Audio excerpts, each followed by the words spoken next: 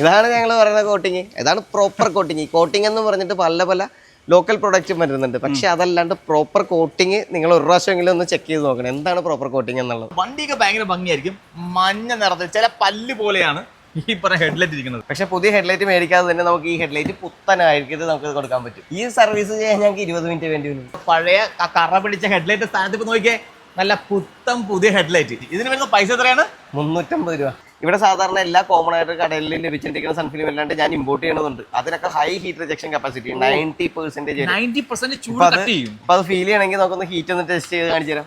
ഇപ്പൊ ബേസിക് ആയിട്ടുള്ള ഒരു സൺഫിലിം സാധാരണ എല്ലായിടത്തും കിട്ടുന്ന ഒരു സൺഫിലിം വെച്ച് ഒരു ചൂടുണ്ട്. പക്ഷെ ഒരു 90% ഹീറ്റിനെ കുറക്കുന്ന ഫിലിമാണ് അടുത്തത്. ഇതാണ് ഇമ്പോർട്ടഡ് സാധനങ്ങൾ. ചൂടില്ല. മറ്റേ എലിവേറ്റർ ഹൈവേയുടെ വർക്ക് നടക്കുമ്പോൾ താഴെ കൂടി വാഹനങ്ങൾ പോകുമ്പോൾ ആൾക്കാർക്ക് കിട്ടുന്ന സ്ഥിരം പണിയാണ്. ഇതേപോലെ സിമെന്റ് ഒക്കെ ഇവിടെ ഇപ്പോൾ ഒരു പോർഷൻ ഞാൻ കാണിച്ചു തരാം. നേരെ കണ്ടുകൊണ്ടുവന്നാൽ നമുക്ക് പോളിഷിങ്ങിൽ ക്ലിയർ ചെയ്യാവുന്ന. ട്രാവൽ ചെയ്യാൻ പറ്റുന്നില്ല, കാരണം വെച്ചാൽ ഈ മഴ തുടങ്ങിയല്ല. മഴ തുടങ്ങിയപ്പോൾ വെച്ചാൽ കാണാൻ പറ്റുന്നില്ല, അത് സ്പാട പോലത്തെ ഒരു ഫീലാണ്. നമുക്ക് എന്താ ചെയ്യാൻ പറ്റിയത്? അത് ഇപ്പോൾ ഗ്ലാസ്സിൽ വാട്ടർ സ്റ്റെയിൻ ഉണ്ടാവും. വാട്ടർ സ്റ്റെയിൻ ആദ്യം ഒന്ന് റിമൂവ് ചെയ്യാൻ വേണ്ടിയിട്ട് ഒരു പോളിഷിങ് നമ്മൾ ചെയ്യാം. ഓക്കെ, അത് കഴിഞ്ഞിട്ട് നമ്മുടെ വെള്ളം പിടിക്കാതിരിക്കാൻ വേണ്ടിയിട്ടുള്ള ഒരു കോട്ടിങ് കൂടി ചെയ്താൽ ഒരുമാതിരി നല്ല അടിപൊളിയായിട്ട് തന്നെ വണ്ടി ഓടിക്കാൻ പറ്റും. ഇപ്പൊ മഴക്കാലത്ത് ഒരു വണ്ടി വരണതിൽ കൂടുതലും ഇതാണ് ആവശ്യപ്പെടുന്നത്.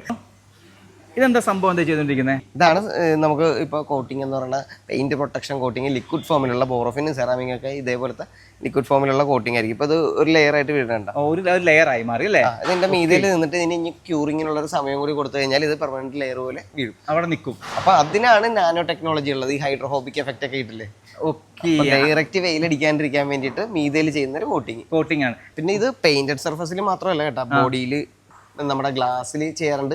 പിന്നെ അതുപോലെ മെറ്റൽ പാർട്സിൽ, പിന്നെ പ്ലാസ്റ്റിക് പാർട്സിൽ, മെറ്റൽ പാർട്സും പ്ലാസ്റ്റിക് പാർട്സും എല്ലാം അലോവിയിൽ ഉൾപ്പെടെ നമ്മൾ ചെയ്യും. നമ്മളിതേ മുഖം നോക്കാൻ പോവുകയാണ്. കണ്ണാടി ഇല്ലാട്ടാ, ഒരു വണ്ടി. ഇത് ഞാൻ നിൽക്കുന്നത് നമ്മൾ എന്നെ ഇപ്പൊ നിങ്ങൾ കാണുന്നത് മിററിലല്ല, ആക്ച്വലി ഈ ഡോറയിലാണ്. നോക്കിയേ, ഈ ഡോറാണ് കാണുന്നത്. ഇതിന് യൂസ് ചെയ്തേക്കുന്ന ക്ലിയർ എന്ന് പറഞ്ഞാൽ പ്രീമിയം വണ്ടികൾക്ക് മാത്രം അടിക്കുന്ന ഒരു ക്ലിയർ ആണ്. അതാണ് ഇത്ര മിറർ ഫിനിഷിങ് ഫീൽ ചെയ്തേക്കുന്നത്. പിന്നെ നമ്മൾ യൂസ് ചെയ്തേക്കുന്ന ഗണ്ണും ഒക്കെ അത്തരം തന്നെ നല്ല പ്രീമിയം ഗണ്ണും കാര്യങ്ങളൊക്കെ. അപ്പോൾ ആ ഒരു മിറർ ഫിനിഷിങ് പ്രതീക്ഷിച്ചാണ് ഇവർ ഫുൾ റീപെയിന്റിങ് കളർ ചേഞ്ചിന് ഇങ്ങോട്ട് വരുന്നത്. ഇത് ഇവിടെ നടന്നുകൊണ്ടിരിക്കുന്നതാണ് വേറൊരു വർക്ക്. നോക്കിയാ വണ്ടി പോർഷ് ചെയ്തോണ്ടിരിക്കുന്നത്. ഇതെന്താ ചെയ്തോണ്ടിരിക്കുന്ന സംഭവം? ഈ കസ്റ്റമറിന്റെ വീട്ടിൽ പെയിന്റിങ് നടന്ന ടൈമിന് ഈ വണ്ടി ഉണ്ടായിരുന്നു. ആ ടൈമിന് ഗണ്ണിൽ നിന്ന് സ്പ്രേ ആയിട്ട് വന്നേക്കുന്നതാണ് ഈ വണ്ടി കംപ്ലീറ്റ് ആയിട്ട് വന്നേക്കണം. ഇത് തന്നെ പോളിഷ് ചെയ്ത് ബിഫോർ ആൻഡ് ആഫ്റ്റർ കാണാൻ പറ്റും. അത് ഇപ്പൊ അവിടത്തെ നോക്കിക്കഴിഞ്ഞാൽ നമ്മൾ നേരത്തെ കാണിച്ച പോലെ തന്നെ റഫാണ്. പക്ഷെ ഇപ്പുറത്ത് നോക്കിക്കഴിഞ്ഞാൽ ഭയങ്കര സ്മൂത്ത് ആയി. നമുക്കൊരു ഫ്രഷ് വണ്ടി പുതിയ ഇറക്കുന്ന എന്ത് ഫീല് കിട്ടുമോ ആ ഫീൽ നമുക്കിവിടെ കിട്ടുന്നുള്ള കാര്യം.